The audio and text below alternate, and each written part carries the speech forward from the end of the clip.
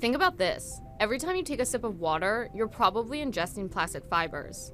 That's according to a study conducted by Orb Media, which surveyed tap water from 14 countries.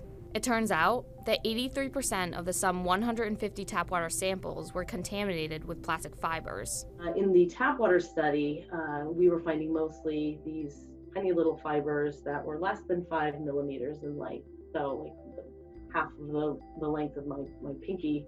The fibers may be small, but scientists say they're large enough to absorb dangerous chemicals. Forms like this very thin film around the plastic, which sort of makes it sort of like a little poison pill, because it has higher concentrations of, in some cases, heavy metals or chemicals like PCBs. The study took water samples from 5 continents, which included countries like Cuba, Ecuador, and India.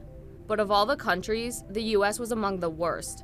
According to the report, about 94% of water samples from the US were contaminated with plastic fibers. That could be because the US is the largest consumer of plastic, according to a 2014 study by the research company Plastics Insight.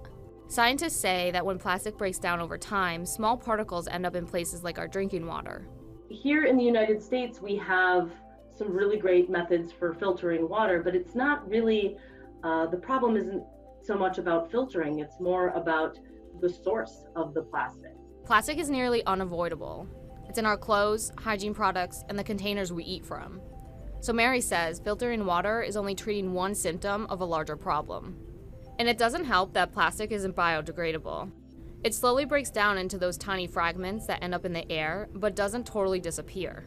According to a study in the Journal of Science Advances, humans have produced more than 9 billion tons of plastic. The plastic problem may seem like a lost cause, but Mary says research like hers is the first step in solving the problem. So I would urge people not to despair about this. I'm not, because I think that we have the ability to turn this around. We just have to have a conversation about, as a group of people, as a society, is this the environment we want to live in?